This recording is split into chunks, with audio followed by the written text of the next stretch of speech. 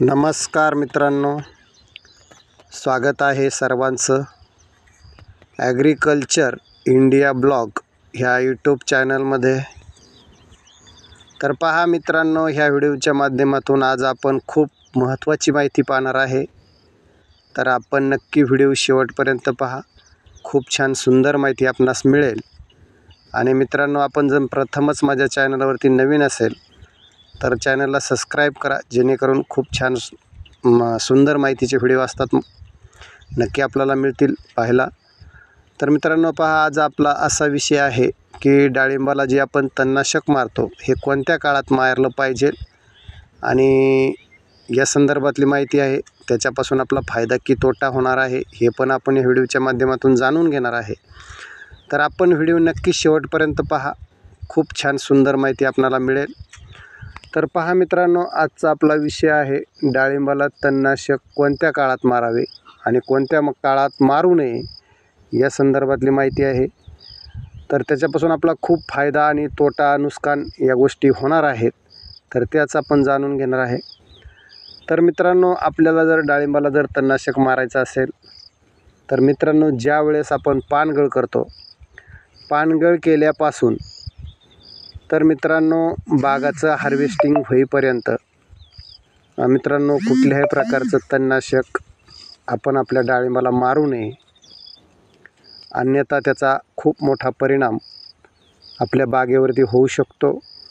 जर समजा आपण पानगळ केल्याच्या नंतर जर आपण तणनाशक मारलं तर मित्रांनो, आपल्या जो सेटिंगचा काळ आहे त्या सेटिंगच्या काळामध्ये कळी जी धारणा होत आहे त्या कळीला प्रॉब्लेम येऊ शकतो. कारण तणनाशक हे खूप भयंकर औषध आहे. त्याची वाफ जरी लागली तरी मित्रांनो आपल्या झाडाला किंवा इतर काही माल असेल तर त्याच्यावरती त्याचा 100% परिणाम होतो. आणि आपण समजा या काळामध्ये म्हणजे आपण ज्यावेळेस पानगळ केल्याच्यानंतर आपली कळी निघली, चांगली कळी निघली, पण गवत खूप झाले ना, अशा पद्धतीमध्ये जर आपण तणनाशक मारायला गेलो तर 100% मित्रांनो आपली त्याच्यामध्ये नुकसान होणार आहे.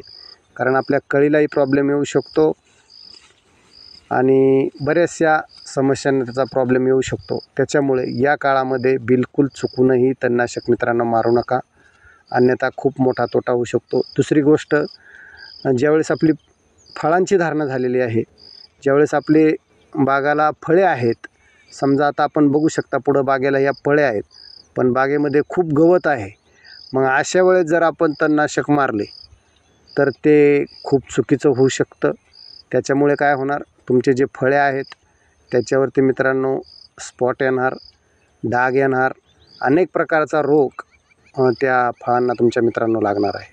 त्याच्यामुळे या काळातसुद्धा बिलकुलसुद्धा तणनाशक मित्रांनो मारायचं नाही. एवढी जर आपण काळजी घेतली तर त्याच्यामध्ये आपली नुकसान नक्कीच टाळेल. तर मग आता तुम्ही म्हणाल की तणनाशक मग मारायचं कधी? तर मग एवढं गवत वाढलं आहे त्याचं काय करायचं? तर मित्रांनो, जे गवत वाढलेलं आहे ते गवत ज्यावेळेस आपल्या बागावरती फळे आहेत त्यावेळेस मित्रांनो ते बागातील गवत खुरपायचंसुद्धा नाही, त्याची खुरपणीसुद्धा करायची नाही. तर त्याच्यासाठी तुम्हाला एकच पर्याय आहे, तुम्ही त्या गवताची कापणी करू शकता. मग तुम्ही मजूर लावून कापू शकता किंवा मशीनच्या साहाय्याने, कटरच्या साहाय्याने ते कटिंग करून ते गवत घेऊ शकता. पण मित्रांनो, या काळात बागाची खुरपणीसुद्धा करायची नाही. ज्यावेळेस तुमच्या बागाची तुम्ही फळं लागलेत, फळं माल फुगवत आहे किंवा सेटिंगमध्ये आहे, अशा काळामध्ये किंवा बाग आता थोड्या दिवसात हार्वेस्टिंगला येणार आहे, अशा काळामध्ये जर मित्रांनो तुम्ही खुरपणी केली किंवा चुकून तणनाशक मारलं तर याचा थेट परिणाम तुमच्या जी फळबाग आहे, जी फळे आहेत याच्यावरती होणार आहे. आणि मग त्याच्यावरती त्याचा परिणाम होऊन, त्याचा परिणाम काय होणार, जर आपण खुरपणी मारली तर आपलं खुरपणी जर केली तर त्याच्यातून काय होते, जमीन भुसभुशीत होते आणि भुसभुशीत जमीन झाल्याच्यानंतर बुरशी पकडते आणि बुरशी पकडल्याच्यानंतर मित्रांनो त्याच्यापासून जे जंतू, जीवाणू जे तयार होतात ते मित्रांनो डायरेक्ट आपल्या फळावरती अटॅक करतात. मग फळावरती तेलकट डाग येणे, कुजवा, अनेक प्रकारची बुरशी रोग आहेत ते आपल्या बागेवरती अटॅक करू शकतात. त्यामुळे या काळात मित्रांनो चुकूनही बागेची खुरपणी करायची नाही. जर तुमच्या बागेमध्ये खूप गवत असेल तर मित्रांनो तुम्ही ते कटरच्या साहाय्याने, मशीनच्या साहाय्याने कापून घेऊ शकता किंवा मजूर लावून इळीने कापून घेऊ शकता.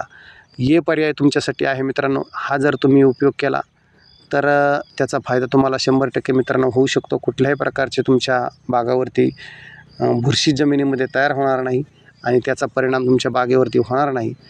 कारण काय होतं, अशा वेळेस खूप मोठा प्रॉब्लेम होतो. त्याच्यामुळे ज्या वेळेस बागाला फळं असतील त्यावेळेस कुठल्याही प्रकारचं तणनाशक घ्यायचं नाही, कुठल्याही प्रकारचं खुरपणीसुद्धा घ्यायची नाही. तुम्ही त्याच्यामध्ये गवत कापून घेऊ शकता. हा मात्र पर्याय आहे, कारण तो पर्याय तुमच्या फायद्याचा आहे. त्याच्यामुळे आता बघू शकता या बागेमध्ये तुम्हाला मित्रांनो गवत आहे, पण या काळामध्ये हार्वेस्टिंगच्या काळामध्ये किंवा तुम्ही मग ते गवत कापू शकता मित्रांनो. ज्यावेळेस तुमचा बाग हार्वेस्टिंग होईल त्यावेळेस मित्रांनो मग तुम्ही ते गवत कापू शकता किंवा तणनाशक पण मारू शकता. काहीच प्रॉब्लेम नाही मित्रांनो. पण ज्यावेळेस आपल्या बागाला आपल्याला फळधारणा करायची आहे, आपल्याला बाग धरायचा आहे, या काळामध्ये खुरपणी आणि मित्रांनो दुसरी गोष्ट तणनाशक हे बिलकुलसुद्धा चालत नाही. त्याच्यामुळे माझ्या शेतकरी बांधवांनी नक्कीच मित्रांनो आपल्या बागेची काळजी घ्यावी, हेच मी ह्या व्हिडिओच्या माध्यमातून सांगत आहे. तर मित्रांनो, आपण जर आपल्या बागेचं योग्य नियोजन जर केलं तर आपला जो तोटा होणार आहे तो तोटा नक्कीच आपण याच्यापासून वाचवू शकतो.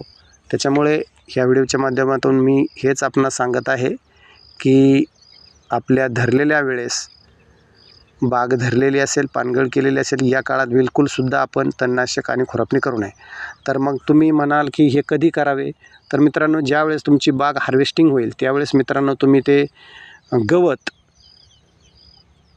खुरपून घेऊ शकता किंवा ते कटरच्या साहाय्याने कापून घेऊ शकता किंवा तणनाशक पण मारू शकता. काहीच प्रॉब्लेम नाही. तुम्ही तणनाशकसुद्धा त्यावेळेस मारू शकता.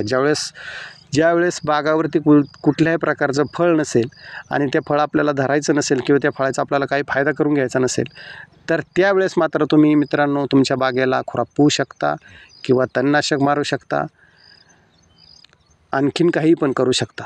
पण ज्यावेळेस आपण बाग धरलेला आहे या कालावधीमध्ये मात्र मित्रांनो अजिबातसुद्धा तणनाशक मारायचं नाही. एवढंच मी ह्या व्हिडिओच्या माध्यमातून सांगत आहे. कारण तणनाशक हे खूप भयानक औषध आहे आणि त्याचा थेट परिणाम मित्रांनो आपल्या झाडावरती होतो. एवढंच नव्हे तर ज्यावेळेस आपण तणनाशक मारतो आणि बागाला जर फळे वगैरे असेल तर खाली तणनाशक मारल्याच्या नंतरसुद्धा याचा परिणाम मित्रांनो जी आपली मुळी चालू असते त्या मुळीलासुद्धा होऊ शकतो आणि त्याच्यामुळे मग बागेवरती परिणाम होऊ शकतो. त्याच्यामुळे या कुठल्याही काळामध्ये बागेला तणनाशक मारू नये. तर अशा पद्धतीने मित्रांनो या व्हिडिओच्या माध्यमातून मी खूप छान सुंदर माहिती आपणाला देण्याचा प्रयत्न केलेला आहे. तर मित्रांनो, आणखीन कुणाच्या काही शंका असतील तर नक्कीच आपण कमेंटमध्ये विचारू शकता. आणि मित्रांनो, माझा हा आपणास व्हिडिओ कसा वाटला आहे नक्की एक कमेंट करून सांगायचं आहे. आणि नवीन असेल तर चॅनलला सबस्क्राईब करा, जेणेकरून मित्रांनो खूप छान सुंदर माहिती तुम्हाला ह्या व्हिडिओच्या माध्यमातून मिळणार आहे. तर असो मित्रांनो, मी आता हा माझा व्हिडिओ इथं समाप्त करत आहे. तर खूप खूप धन्यवाद. आणि मित्रांनो लाईक आणि कमेंट करायला विसरू नका. खूप खूप धन्यवाद.